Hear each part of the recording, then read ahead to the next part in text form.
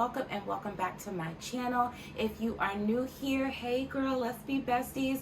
Over here we talk everything about love, life, glow ups, and everything in between. And if you are coming back to say hey to your girl, welcome, and I appreciate you. If you haven't already, please give this video a thumbs up.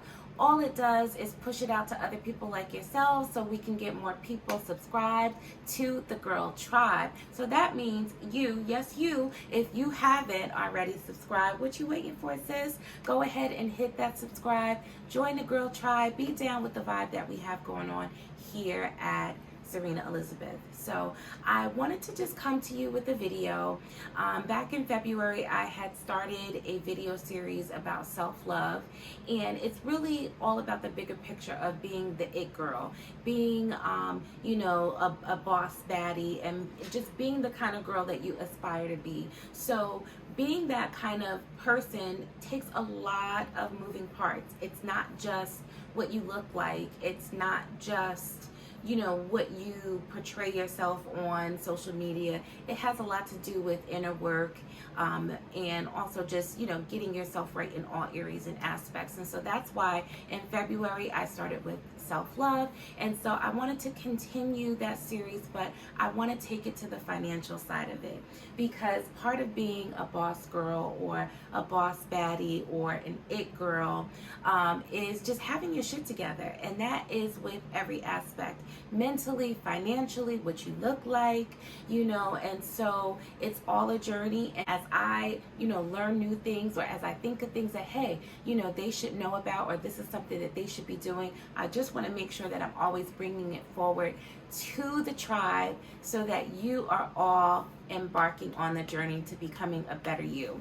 And so I coming to you with about 5 tips on how to improve your credit. When I was growing up, my mother always told me you need a few things in life to be anywhere or to get anything. And that is an education, you need a driver's license, and you need good credit, okay? So if you have good credit, that opens the door for everything. Any type of home, car, anything like that you want, your doors are open basically. If you have a driver's license, you can get to where you need to go. If you have an education, you can get the position that you're looking for, or you be able to think through the things that you need to think through to get where you want to be in life. So let's talk about credit scores. And I just wanted to give you some tips on how you can increase your credit. So we have 3 different credit bureaus basically. So we have Experian, Equifax, and TransUnion. I know that there are a lot of other systems that we use, or apps and websites that track and monitor credit for you as well, like Credit Karma and some of the other ones, but Credit Karma isn't actually a credit bureau. You would probably be surprised at how many people think that Credit Karma is a credit bureau, but it is not. So we have 3, again, TransUnion, Equifax, and Experian. And so these are basically 3 houses where merchants report our information to these credit bureaus, and then based on their rating and reporting and all of that kind of stuff, a score is comprised. That score is used to be able to determine if we are responsible with our credit. Lenders will use this information to determine if they will qualify you for a credit card, for a car, for a home. Landlords will check your credit for an apartment to see if you're eligible to rent. Sometimes employers will pull your credit to see if you're a respectable person, if you're responsible based on your credit score.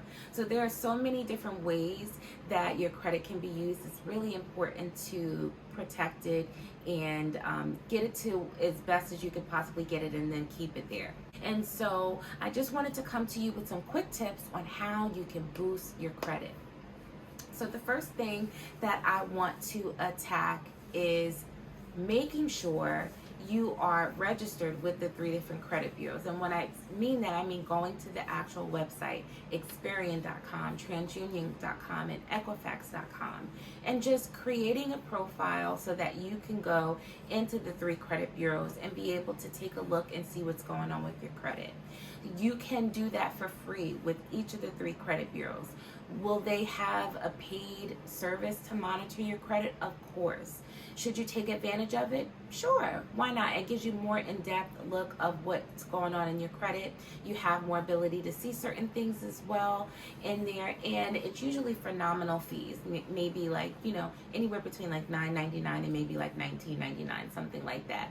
So it's not anything too crazy, but they definitely do have the free version where you don't have to pay them anything at all.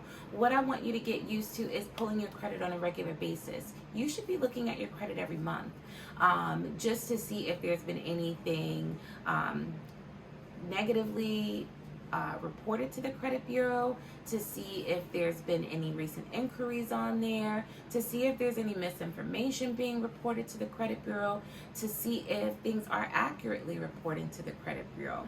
So you just want to always be on top of it. Think of it like as your bank statements. You go over your bank statements, or you look at your account, on the app on your phone, and you're like, okay, wait, I didn't buy that. Wait, what is that charge? You want to be doing that with your credit report as well. What is that company? I don't remember allowing them to run my credit.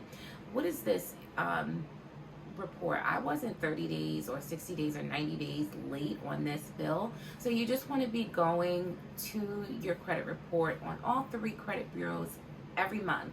The reason why you want to do this on all three credit bureaus is because they're different credit bureaus, and so information may be reported differently on each credit bureau. That's why each one has its own score. Okay, so you want to be doing this for each of the three credit bureaus on a monthly basis. Okay, step 2 is going to be reporting anything that is negatively impacting your credit. So if you see something on the credit report that is inaccurate, you want to reach out to that merchant that is reporting inaccurate information and have them corrected. You may go through a dispute process with it. So just depending on the credit bureau and what their protocol is, follow the procedure to either dispute through the credit bureau or dispute with the merchant directly. And just make sure you're following up on that to make sure that that information has since been removed off the credit report. This step may be a little bit more tedious or a little bit more work on your part, but it's all worth it, because again, when you have good credit, the world is yours. You can have anything that you want. So if there is, information that was maybe accurate, but it's old, stuff that you settled or something like that, you want to just see if you can get those kind of things removed. See if the merchant is willing to report it differently, or just take it off altogether. If it's like 7 years old, call them and be like, can you just stop reporting this information? So if it's 7 or more years old, at that point it shouldn't be reporting anymore. Reach out to see if that information can be removed, and continue to monitor your credit report, of course, to make sure that it does indeed get removed. Okay, step 3. Step 3 is going to be lowering the utilization of your credit. So we're talking about our revolving credit right now. That's going to be your credit cards, your lines of credit, things like that. So with that, probably one of the more easier things to do and give you a really quick effect of boosting that credit score is getting your utilization down. So to get your utilization down, you want to pay off your credit cards and your lines of credit as much as you can, as quickly as you can. The more you pay it down, the lower your utilization is, the higher your score goes up. Okay, so when you have lines of credit and credit cards, you don't want to carry over more than 30%. I was doing some research, and it shows that people with higher credit scores, 700 and above, or probably more like 750 and above, they tend to use 7% of their credit. So the way that you can do this, if I could only speak, I'm trying to speak fast before my battery dies, but the way that you can do this is, one, by increasing your credit. So you can call your credit card companies and whatever financial institutions that you have with credit cards and lines of credit, and ask that they increase your credit. So this will then make your utilization lower because your credit limit has been increased. You can also open up a new credit card or line of credit and not use it. That again would be increasing the available credit you have and lowering the utilization on your credit. All right, so that is step 3. Step 4, you are going to call the credit card companies, the merchants, the financial institutions to whom you have accounts with, and you are going to find out from them what is the date of the information that they report to the credit bureau.